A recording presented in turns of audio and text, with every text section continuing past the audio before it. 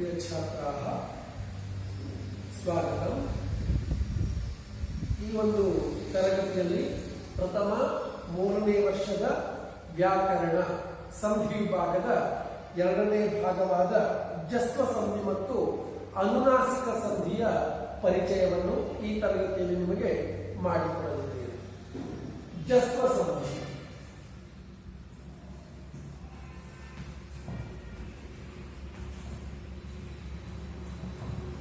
ಜಸ್ವ ಸಂಧಿ ಜಸ್ವ ಸಂಧಿಯ ಪಾಣಿನಿಯ ಸೂತ್ರ ಯಾವುದೆಂದರೆ ಝಲಾಂ ಜಶೋಂತೆ. ಝಲಾಂ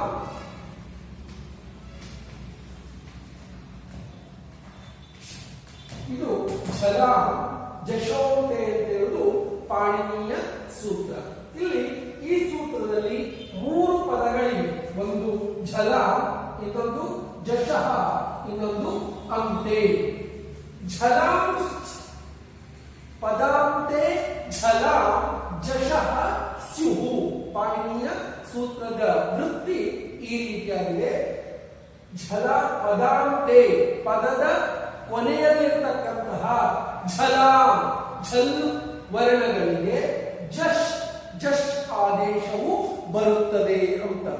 ಇಲ್ಲಿ ಝಲ್ ಅಂದರೆ ಒಟ್ಟು ತುಂಬಾ ಅಕ್ಷರಗಳು. ಝಲ್ ಅಂದ್ರೆ ಸಾಮಾನ್ಯವಾಗಿ ಝಬಗಣದ ಖಪ ಛಠತ ಚಟತೌ ಕಪೈ ಷ ಹಲ್ ಒಟ್ಟು 25 ಅಕ್ಷರಗಳು ಜಲ್ ವರ್ಣಗಳಾಗಿವೆ. ಈ 25 ಅಕ್ಷರಗಳಿಗೆ ಯಾವ ಆದೇಶ ಬರುತ್ತೆ? ಜಶ್ ವರ್ಣಗಳು ಆದೇಶವಾಗಿ ಬರುತ್ತವೆ. ಹಾಗಾದ್ರೆ ಜಶ್ ಯಾವುದು? ಜ ಬ ಗ ಡ ದ ವರ್ಗದ ಎಷ್ಟನೇ ಅಕ್ಷರ? ಮೂರನೇ ಅಕ್ಷರಗಳು. ಈ 5 ಆದೇಶಗಳು ಬರುತ್ತೆ. 25 ವರ್ಣಗಳಿಗೆ 5 ವರ್ಣಗಳು ಆದೇಶವಾಗಿ ಬರುತ್ತವೆ. ಅಂದ್ರೆ ಯಾವ್ಯಾವ ವರ್ಣಗಳಿಗೆ ಯಾವ್ಯಾವ ಅಕ್ಷರಗಳು ಆದೇಶವಾಗಿ ಬರುತ್ತವೆ ಅಂತ ನಿಮಗೆ ಬಹುಶಃ ಗೊಂದಲವಾಗಿರಬಹುದು. ಪಾಣಿನಿಯ ಸೂತ್ರದ ಪ್ರಕಾರ ಪದದ ಕೊನೆಯಲ್ಲಿರ್ತಕ್ಕಂತಹ ಝಲ್ ವರ್ಣಗಳಿಗೆ ಜಶ್ ಆದೇಶವು ಬರುತ್ತವೆ ಅಂತ ಹೇಳಿದ್ದಾರೆ. ಆದರೆ ಅದರ ವಿವರಣೆಯನ್ನು ಮಾಡ್ತಾ ಹೋದ್ರೆ ನಿಮಗೆ ಸ್ಪಷ್ಟವಾಗಿ ಅರ್ಥ ಆಗಬಹುದು. ಈಗ ನಾನು ಒಂದು ಚಾರ್ಟ್ ಬರ್ತೀನಿ. ಝಲ್ ಜಸ್ವ ಸಂಧಿಯ ಚಾರ್ಟ್. ಪೂರ್ವ ಪದಂ,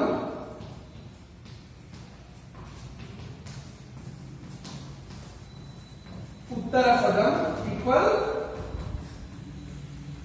ಆದೇಶ. ಈ ರೀತಿಯಾಗಿದೆ. ಪೂರ್ವ ಪದ, ಪೂರ್ವ ಪದದಲ್ಲಿ ಏನಿರಬೇಕು?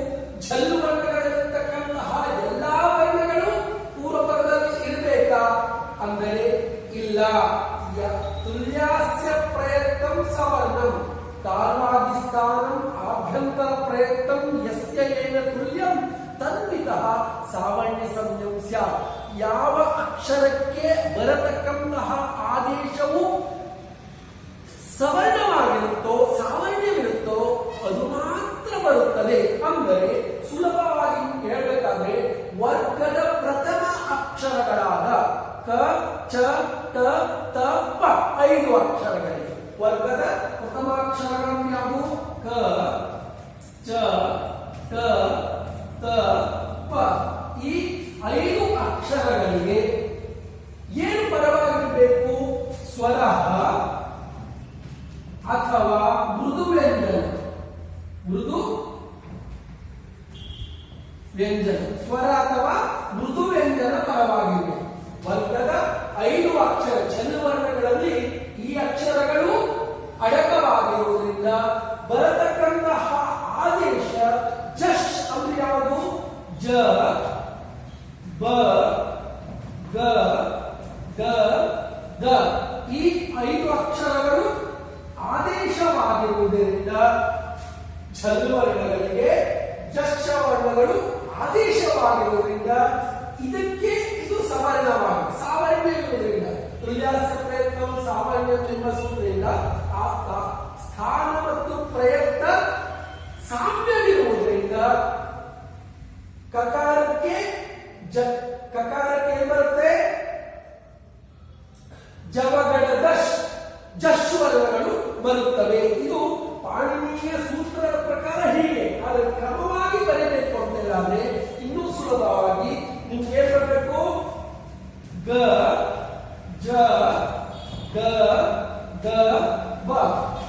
ಪಾಣಿನಿಯ ಸೂತ್ರದ ಪ್ರಕಾರ ಜಕ್ಷವೇನು ಜಬಗಡದ. ಆದರೆ ಇಲ್ಲಿ ವರ್ಗದ ಪ್ರಥಮಾಕ್ಷರವಾದ ಕ ಚ ಡ ದ ಪ ಇರೋದ್ರಿಂದ ನಿಮಗೆ ಸುಲಭವಾಗಿ ಅರ್ಥ ಆಗ್ಬೇಕಾದ್ರೆ ಗ ಚ ಡ ದ ಪ ಅಂತ ಹೇಳಿದ್ರೆ ಅರ್ಥವಾಗುತ್ತೆ. ಅವಾಗ ಗ ಚ ಡ ದ ಪ ಜಶ್ ಆಗುವುದಿಲ್ಲ. ಜಸ್ಸಿನಲ್ಲಿ ಎಷ್ಟು ಜ ಬ ಗ ಡ ದ ಈ ಕ್ರಮದಲ್ಲಿ ನಾನು ಮೊದಲೇ ಬರೆದಿರ್ತಕ್ಕಂತಹ ಕ್ರಮ ಏನಿದೆಯಲ್ಲ ಅದು ಜಸ್ಟ್ ಆಗಿದೆ. ಆದರೆ ಇದು ವರ್ಣಮಾಲೆಯ ಕ್ರಮ. ವರ್ಣಮಾಲೆಯ ಕ್ರಮದಲ್ಲಿ ಬರೆದಾಗ ನಿಮಗೆ ಏನಾಗುತ್ತೆ, ಬಹಳ ಸುಲಭವಾಗಿ ಅರ್ಥ ಆಗುತ್ತೆ ಅಂತ ಈ ಕ್ರಮದಲ್ಲಿ ನಾನು ಈಗ ಬರೆದೆ. ಹಾಗಾಗಿ ನೋಡೋಣ. ವರ್ಗದ ಪ್ರಥಮಾಕ್ಷರಗಳಾದ ಕ ಚ ಟ ತ ಪ ಗಳಿಗೆ ಸ್ವರ ಅಥವಾ ವ್ಯಂಜನಾಕ್ಷರಗಳು. ವ್ಯಂಜನಾಕ್ಷರಗಳಲ್ಲಿಯೂ ಕೂಡ ಎರಡು ವಿಧ.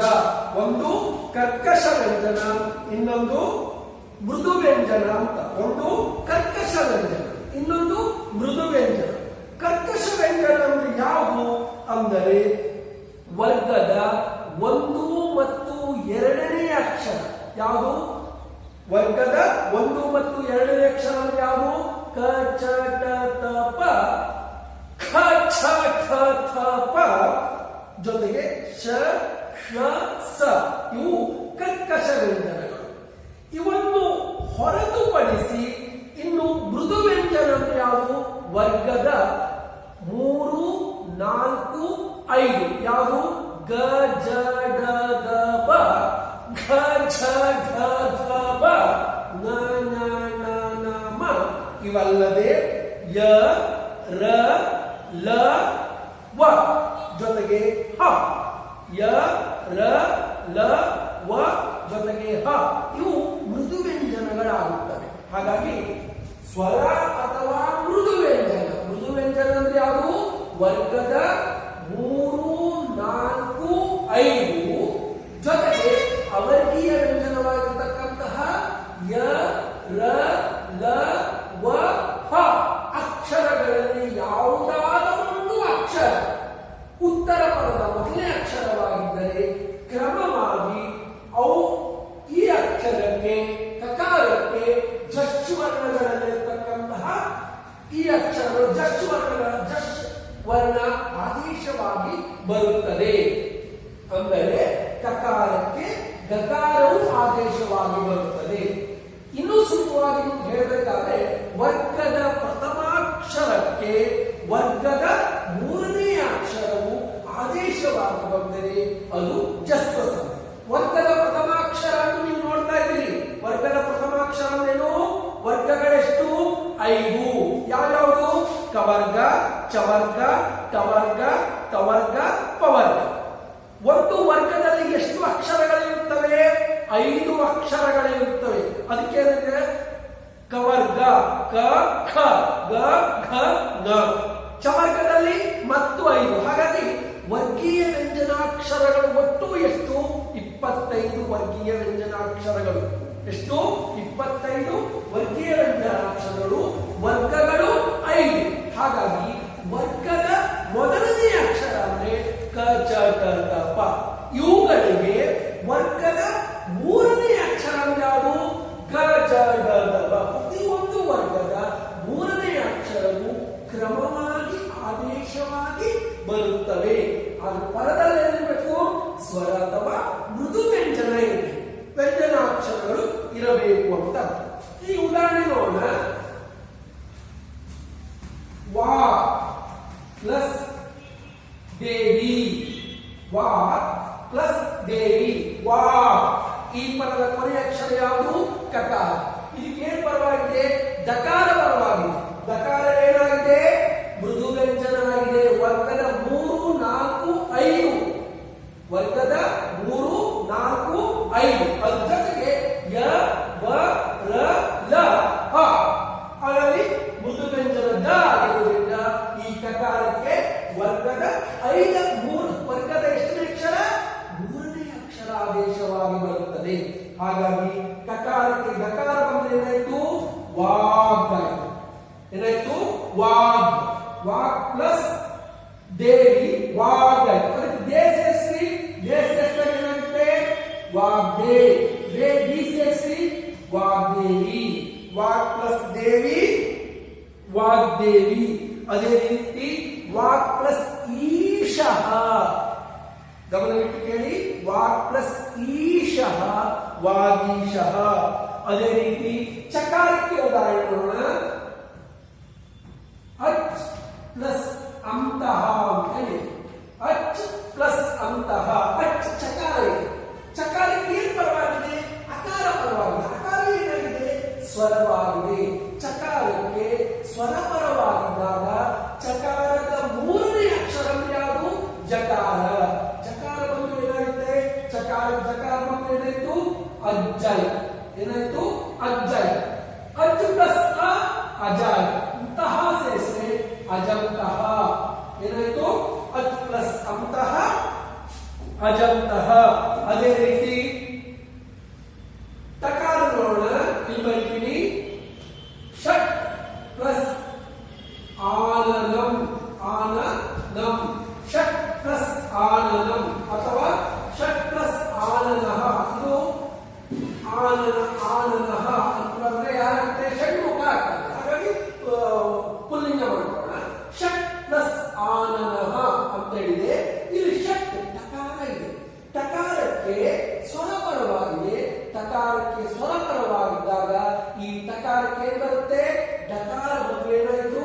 ಷಡಾನನಃ ಷಡಾನನಃ. ಷಟ್ ಪ್ಲಸ್ ಆನನಃ ಷಡಾನನಃ. ಅದೇ ರೀತಿ ತಕಾರಕ್ಕೆ ನೋಡೋಣ. ಜಗತ್ ಪ್ಲಸ್ ಗುರುಹು ಅಂತ ಹೇಳಿ ಜಗತ್ ಪ್ಲಸ್ ಗುರುಹು ಏನಾಗುತ್ತೆ? ಜಗತ್ ಗುರುಹು. ಜಗತ್ ಪ್ಲಸ್ ಗುರುಹು ಜಗದ್ಗುರುಹು. ಅದೇ ರೀತಿ ಸುಪ್ ಪ್ಲಸ್ ಅಂತ ಸುಪ್ ಪ್ಲಸ್ ಅಂತ ಏನಾಯ್ತು? ಸುಬಂತಂ. ಸುಪ್ ಪ್ಲಸ್ ಅಂತ ಸುಬಂತಂ. ನೋಡಿ, ಇದು ಮೊದಲನೇ ಕಕಾರಕ್ಕೆ ಕಕಾರ ಆದೇಶ ಬಂದಿರತಕ್ಕಂತಹದ್ದು. ಇಲ್ಲಿ ಚಕಾರಕ್ಕೆ ಜಕಾರ ಬಂದಿರತಕ್ಕಂತ ಉದಾಹರಣೆ. ಇಲ್ಲಿ ತಕಾರಕ್ಕೆ ಡಕಾರ ಬಂದ ಉದಾಹರಣೆ. ಇಲ್ಲಿ ತಕಾರಕ್ಕೆ ದಕಾರ ಬಂದ ಉದಾಹರಣೆ. ಇಲ್ಲಿ ಪಕಾರಕ್ಕೆ ಬಕಾರ ಬಂದ ಉದಾಹರಣೆ. 5 ಅಕ್ಷರಗಳಲ್ಲಿ ಯಾವುದಾದರೂ ಒಂದು ಅಕ್ಷರ ಪೂರ್ವಪದ ಕೊನೆಯ ಅಕ್ಷರವಾಗಿರಬೇಕು. ತಕಾರವಿದ್ದರೆ ಯಾವ ಆದೇಶ ಬರುತ್ತೆ? ಒಂದನೇ ವರ್ಗದ ಒಂದನೇ ಅಕ್ಷರವಾದ ಕಕಾರಕ್ಕೆ ಅದೇ ವರ್ಗದ ಮೂರನೇ ಅಕ್ಷರ ಗಕಾರ ಬರುತ್ತೆ. ನೋಡಿ, ಇಲ್ಲಿ ಕಕಾರಕ್ಕೆ ಗಕಾರ ಬರುತ್ತೆ. ಅದೇ ರೀತಿ ಚಕಾರ ಇದ್ರೆ ಎರಡನೇ ವರ್ಗ ಚಕಾರ. ಚಕಾರಕ್ಕೆ ಏನ್ ಬರುತ್ತೆ? ಜಕಾರ ಆದೇಶ ಬಂದಿದೆ. ಚಕಾರಕ್ಕೆ ಜಕಾರ ಆದೇಶ ಬಂದಿದೆ. ಅದೇ ರೀತಿ ನೆಕ್ಸ್ಟ್ ಏನು? ಟಕಾರ. ಈ ಟಕಾರಕ್ಕೆ ಏನ್ ಬಂತು? ಡಕಾರ ಆದೇಶ ಬಂತು. ನೆಕ್ಸ್ಟ್ ಏನು? ತಕಾರ. ತಕಾರಕ್ಕೆ ಏನ್ ಬಂತು? ದಕಾರ ಆದೇಶ ಬಂತು. ಅದೇ ರೀತಿ ಪಕಾರಕ್ಕೆ ಬಕಾರ ಆದೇಶ ಬಂದರೆ ಅದು ಯಾವ ಸಂಧಿ? ಜಸ್ತ್ವ ಸಂಧಿ ಆಗುತ್ತದೆ. ಜಸ್ತ್ವ ಸಂಧಿಯಲ್ಲಿ ಬಹಳಷ್ಟು ಉದಾಹರಣೆಗಳನ್ನು ನೀವು ಕನ್ನಡ ವ್ಯಾಕರಣದಲ್ಲೂ ನೋಡಬಹುದು. ಸಂಸ್ಕೃತ ಸಂಧಿಯಾಗಿದ್ದರೂ ಕೂಡ ಕನ್ನಡ ಪಠ್ಯಕ್ರಮದಲ್ಲಿ ನಿಮಗೆ ಬಹಳಷ್ಟು ಸಂಧಿಯ ಉದಾಹರಣೆಗಳನ್ನು, ಜಸ್ತ್ವ ಸಂಧಿಯ ಉದಾಹರಣೆಗಳನ್ನು ಕನ್ನಡ ಪಠ್ಯಕ್ರಮದಲ್ಲಿ ನೀವು ನೋಡಬಹುದು. ಹಾಗಾಗಿ ಇದರ ನಿಯಮವಿಷ್ಟೇ. ಜಸ್ತ್ವ ಸಂಧಿಯ ನಿಯಮ ವರ್ಗದ ಪ್ರಥಮಾಕ್ಷರವಾದ ಕ ಚ ಟ ತ ಪ ಗಳಿಗೆ ಸ್ವರ ಅಥವಾ ಮೃದುವ್ಯಂಜನ ಪರವಾದಾಗ ಕ್ರಮವಾಗಿ ವರ್ಗದ ಮೂರನೇ ಅಕ್ಷರವಾದ ಗ ಜ ಡ ದ ಬ ಗಳು ಆದೇಶವಾಗಿ ಬಂದರೆ ಅದು ಜಸ್ತ್ವ ಸಂಧಿಯಾಗುತ್ತದೆ. ಹಾಗಾಗಿ ಈ ಒಂದು ಜಸ್ತ್ವ ಸಂಧಿ ನಿಮಗೆ ಸಂಪೂರ್ಣ ಅರ್ಥ ಆಗಿದೆ ಅಂತ ಭಾವಿಸುತ್ತಾ, ಮುಂದಿನ ಸಂಧಿಯ ಯಾವುದು ಅಂತ ನಿಮಗೆ ಗೊತ್ತಿದೆ ತಾನೆ? ಮುಂದಿನ ಸಂಧಿ ಯಾವುದು? ಅನುನಾಸಿಕ ಸಂಧಿ. ನೆಕ್ಸ್ಟ್ ಯಾವುದು?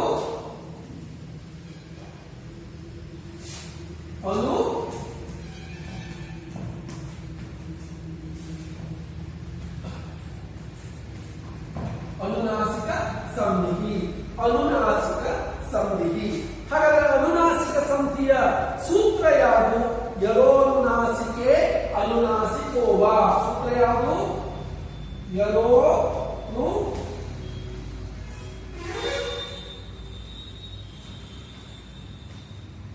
ಯರೋನುನಾಸಿಕೆ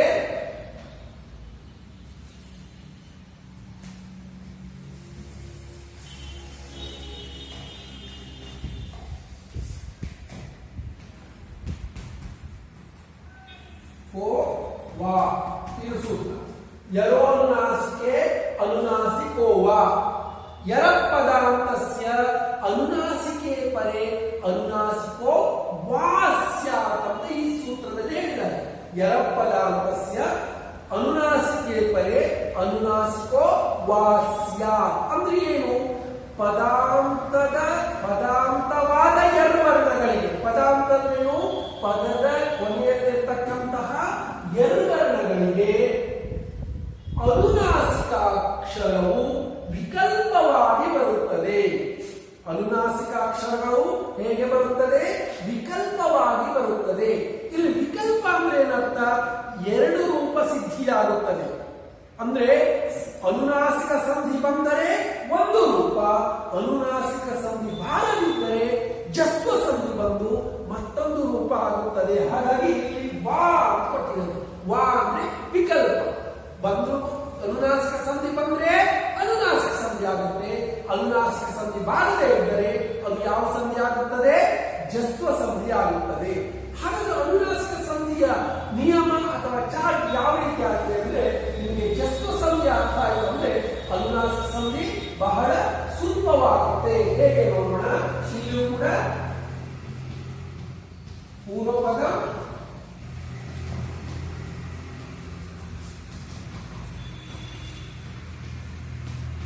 ಆದೇಶ, ಪೂರ್ವಪದ ಉತ್ತರಪದ ಈಕ್ವಲ್ ಆದೇಶ. ಇಲ್ಲೂ ಕೂಡ ಏನಿರಬೇಕು? ವರ್ಗದ ಪ್ರಥಮಾಕ್ಷರಗಳಿಗೆ. ವರ್ಗದ ಪ್ರಥಮಾಕ್ಷರಗಳು ಯಾವುದು? ಸೇಮ್. ಕ, ಚ, ತ, ತ, ಪ. ಈ ಅಕ್ಷರಗಳು ಎಲ್ಲಿ ನೀವು ಜಸ್ವ ಸಂಧಿಯಲ್ಲಿಯೂ ಕೂಡ ನೋಡಿದ್ದೀರಿ. ಹಾಗಾಗಿ ಅನುನಾಸಿಕ ಸಂಧಿಯಲ್ಲಿಯೂ ಕೂಡ ವರ್ಗದ ಪ್ರಥಮಾಕ್ಷರಗಳಿಗೆ, ಪ್ರಥಮಾಕ್ಷರವಾದ ಕ, ಚ, ಟ, ತ, ಪ ಗಳಿಗೆ ಏನ್ ಪರವಾಗಿರ್ಬೇಕು? ಇಲ್ಲಿ ಏನ್ ಪರವಾಗಿರ್ಬೇಕು? ಅನುನಾಸಿಕ ಅಕ್ಷರವೇ ಪರವಾಗಿರ್ಬೇಕು. ಅಂದ್ರೆ ಯಾವುದು?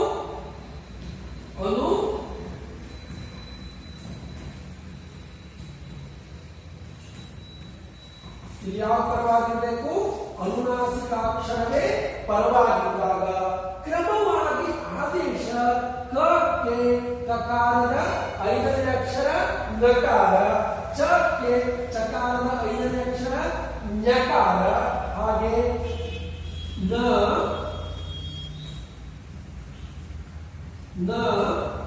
ಮ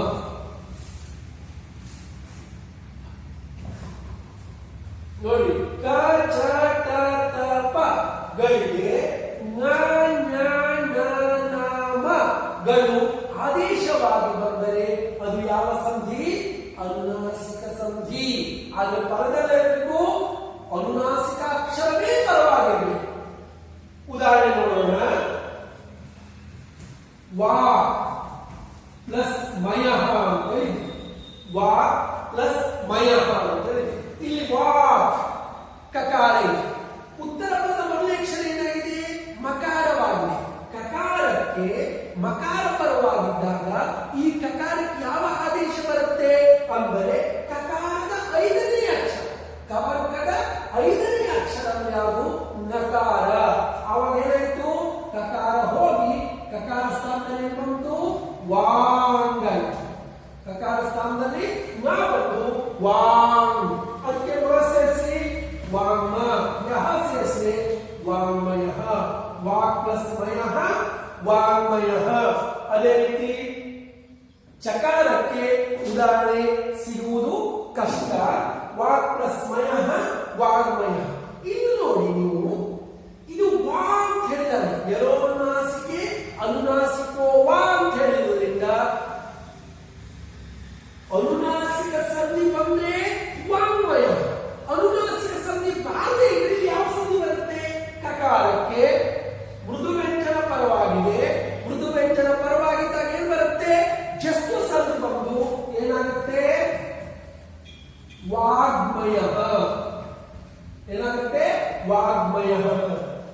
ವಾಂಗ್ಮಯ ಅಂತ ಹೇಳಾದ್ರೂ ಹೇಳ್ಬೋದು, ವಾಗ್ಮಯ ಅಂತ ಹೇಳಾದ್ರೂ ಹೇಳ್ಬೋದು. ಯಾಕೆಂದ್ರೆ ಇದು ವಿಕಲ್ಪ. ಅನುನಾಸಿಕ ಸಂಧಿ ಬಂದರೆ ಒಂದು ರೂಪ, ಅನುನಾಸಿಕ ಸಂಧಿ ವಿಕಲ್ಪವಾಗಿರುವುದರಿಂದ ಅನುನಾಸಿಕ ಸಂಧಿ ಬಾರದೇ ಇದ್ದರೆ ಜಸ್ವ ಸಂಧಿ ಬರುತ್ತದೆ.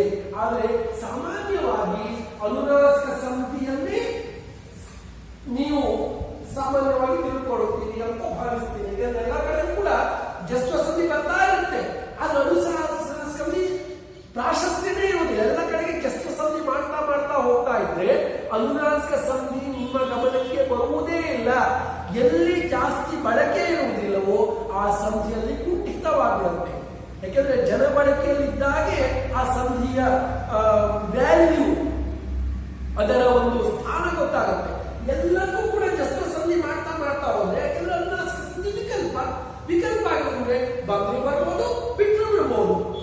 ಈಗ ನೀವು ಸ್ಕೂಲಿಗೆ ಬಂದ್ರು ಅಟೆಂಡೆನ್ಸ್ ಕೊಡ್ತಾರೆ, ಸ್ಕೂಲಿಗೆ ಬರ್ಲಾಗಿದ್ರು ಅಟೆಂಡೆನ್ಸ್ ಕೊಡ್ತಾರೆ ಅಂತ ಹೇಳಿದ್ರೆ ನೀವು ಸ್ಕೂಲಿಗೆ ಯಾಕೆ ಬರ್ತೀರಿ? ಮನೇಲಿ ಕೂತ್ಕೊಂಡು ಅಟೆಂಡೆನ್ಸ್ ಹಾಕಿಸ್ಕೊಳ್ತೀರಲ್ವಾ? ಕರೋನಾ ಸಂದರ್ಭದಲ್ಲಿ ಎಷ್ಟೋ ವಿದ್ಯಾರ್ಥಿಗಳು ಹಾಗೆ ಮಾಡಿದ್ದಾರೆ. ಇವು ಕೂಡ ಅಟೆಂಡೆನ್ಸ್ ಕಂಪಲ್ಸರಿ ಇಲ್ಲ. ನಿಮಗೆ ಬಂದ್ರು ಬರ್ಬೋದು, ಬಿಟ್ಟರು ಬಿಡ್ಬೋದು, ಆದ್ರೂ ಅಟೆಂಡೆನ್ಸ್ ಸಿಗ್ತಾ ಇರುತ್ತೆ. ಅಟೆಂಡೆನ್ಸ್ ಕಂಪಲ್ಸರಿ ಮಾಡಿರುವುದಿಲ್ಲ. ಹಾಗೆ ಎಲ್ಲಿ ವಿಕಲ್ಪ ಆಗುತ್ತೋ ಆಗ ಎರಡು ರೂಪಗಳಾಗುತ್ತವೆ. ಹಾಗೆ ಇದು ಕೂಡ ವಿಕಲ್ಪ. ಆದರೂ ಕೂಡ ನಾವೇನ್ ಮಾಡ್ತೀವಿ, ಬರೆಯುವ ಸಂದರ್ಭದಲ್ಲಿ ವಾಂಗ್ಮಯ ಅಂತ ಬಿಡಿಸಿದಾಗ ಅನುನಾಸಿಕ ಸಂಧಿ ಅಂತಲೇ ಗುರುತಿಸುವುದು ಒಳ್ಳೆಯದು. ವಾಕ್ಪಸ್ಮಯ ವಾಂಗ್ಮಯ. ನಿಮ್ಗೆ ಇನ್ನೊಂದು ಸಂದೇಹ ಬರಬಹುದು, ಏನಂದ್ರೆ ವರ್ಗದ ಪ್ರಥಮಾಕ್ಷರಗಳಾದ ಕ ಚ ಟ ತ ಪಗಳಿಗೆ ಅನುನಾಸಿಕಾಕ್ಷರವೂ ವ್ಯಂಜನವೇ ಆಗಿದೆ. ಅನುನಾಸಿಕಾಕ್ಷರವೂ ಏನಾಗಿದೆ? ವ್ಯಂಜನವೇ ಆಗಿರುವುದರಿಂದ, ಅದರಲ್ಲೂ ಮೃದು ವ್ಯಂಜನ ಆಗಿರುವುದರಿಂದ ನಿತ್ಯವಾಗಿ ಜಸ್ವ ಸಂಧಿಯೇ ಬರಬಹುದಲ್ಲ. ಜಸ್ವ ಸಂಧಿ ಬಂದ್ರೆ ಅನುನಾಸಿಕ ಸಂಧಿ ಇಲ್ಲವೇ ಇಲ್ಲದೆ ಇರಬಹುದಲ್ವಾ ಅಂತ ಸಂದೇಹ ಬರಬಹುದು. ಸತ್ಯ. ಆದ್ರೆ ಅನುನಾಸಿಕ ಸಂಧಿ ವಿಶೇಷವಾದ ಸಂಧಿ, ಜಸ್ವ ಸಂಧಿ ಸಾಮಾನ್ಯವಾದ ಸಂಧಿ. ಯಾಕೆಂದ್ರೆ ಜಸ್ವ ಸಂಧಿಗೆ ಪರದಲ್ಲಿ ಇರಬೇಕು ಸ್ವರ ಅಥವಾ ಮೃದುವ್ಯಂಜನ ಇರಬೇಕು. ಸ್ವರ ಅಥವಾ ಮೃದುವ್ಯಂಜನವಿದ್ದರೆ ಅಲ್ಲಿ ಜಸ್ವ ಸಂಧಿ ಬರುತ್ತೆ. ಆದರೆ ಅನುನಾಸಿಕ ಸಂಧಿ ಆಗಲ್ಲ. ಜಸ್ವ ಸಂಧಿಯಲ್ಲಿ ಸ್ವರ ಅಥವಾ ಮೃದುವ್ಯಂಜನಗಳಲ್ಲಿ ಅನುನಾಸಿಕ ಪರವಾಗಿದ್ರೆ ಅವಾಗ ಅನುನಾಸಿಕ ಸಂಧಿ ರಿಕ್ವೆಸ್ಟ್ ಮಾಡ್ತದೆ, ನಾನು ಬರ್ತೀನಿ ಅಂತ. ಆವಾಗ ಅನುನಾಸಿಕ ಸಂಧಿ ಬರುತ್ತೆ. ಅಂದ್ರೆ ಏನರ್ಥ? ಅನುನಾಸಿಕಾಕ್ಷರಗಳು ಮಾತ್ರ ಪರವಾಗಿದ್ದರೆ, ಅನುನಾಸಿಕ ಸಂಧಿಯಲ್ಲಿ ಅನುನಾಸಿಕಾಕ್ಷರ ಮಾತ್ರ ಪರವಾಗಿದ್ದರೆ ಅನುನಾಸಿಕ ಸಂಧಿ. ಅನುನಾಸಿಕಾಕ್ಷರ ಹೊರತುಪಡಿಸಿ, ಅನುನಾಸಿಕಾಕ್ಷರ ಯಾರು? ನ ಅಕ್ಷರಗಳು ಹೊರತುಪಡಿಸಿ ಬೇರೆ ಎಲ್ಲ ಮೃದು ವ್ಯಂಜನಗಳು, ಅಂದ್ರೆ ವರ್ಗದ ಮೃದು ವ್ಯಂಜನ ಅಂತ ಯಾವುದು ಅಂತ ಹೇಳಿದಿರಲ್ಲ, ವರ್ಗದ 3, 4, ವರ್ಗದ 3ನೇ ಅಕ್ಷರ, 4ನೇ ಅಕ್ಷರ, ಅದ್ರ ಜೊತೆಗೆ ಯ, ಬ, ರ, ಲ, ಹ ಈ ಅಕ್ಷರಗಳು ಪರವಾಗಿದ್ರೆ ಜಸ್ವ ಸಂಧಿ ಬರುತ್ತೆ ಅಂತ ನೀವು ಗಮನ ಬಿಟ್ಟು ಕೇಳಿದ್ರೆ ಅರ್ಥ ಆಗುತ್ತೆ. ಗಮನ ಬಿಟ್ಟು ಕೇಳಿ. ಅನುನಾಸಿಕ ಸಂಧಿ ಬರಬೇಕಾದ್ರೆ ಅನುನಾಸಿಕಾಕ್ಷರವೇ ಪರವಾಗಿರಬೇಕು. ಜಸ್ವ ಸಂಧಿ ಬರಬೇಕಾದ್ರೆ ಅನುನಾಸಿಕಾಕ್ಷರವು ಹೊರತುಪಡಿಸಿ ಬೇರೆ ಎಲ್ಲ ಮೃದು ವ್ಯಂಜನಗಳು ಇದ್ದರೆ ಜಸ್ವ ಸಂಧಿ.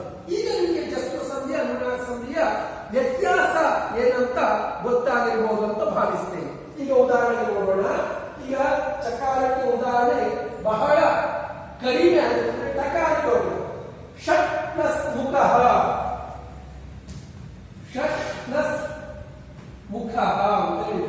ಷಟ್ ಪ್ಲಸ್ ಮುಖಃ. ಇಲ್ಲಿ ಟಕಾರ ಇದೆ, ಟಕಾರಕ್ಕೆ ಏನು ಪರವಾಗಿದೆ? ಮೂ ಅಂತ ಹೇಳುವ ಮಕಾರ ಅನುನಾಸಿಕಾಕ್ಷರವೇ ಆಗಿದೆ.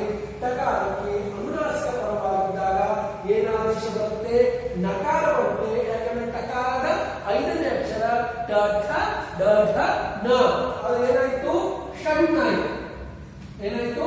ಷಣ್ಣಾಯ್ತು. ಅದಕ್ಕೆ ಮೂ ಸೇರಿಸಿ ಷಣ್ಮು, ಕಹ ಸೇರಿಸಿ ಷಟ್ಮು. ಷಟ್ ಪ್ಲಸ್ ಮುಖಃ ಷಣ್ಮುಖಃ. ಷಟ್ ಪ್ಲಸ್ ಮುಖಃ ಷಣ್ಮುಖಃ.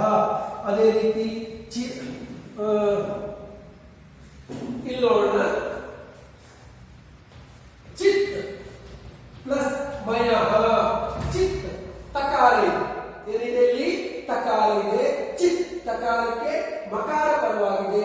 ತಕಾರಕ್ಕೆ ಮಕಾರ ಪರವಾಗಿದ್ದಾಗ ತಕಾರ ತವರ್ಗದ ಐದನೇ ಅಕ್ಷರ ಯಾವ ಯಾವ ಆದೇಶ ಬರುತ್ತೆ? ನಕಾರ ಆದೇಶ ಬಂದು ಏನಾಗುತ್ತೆ? ಚಿನ್ಮಯ.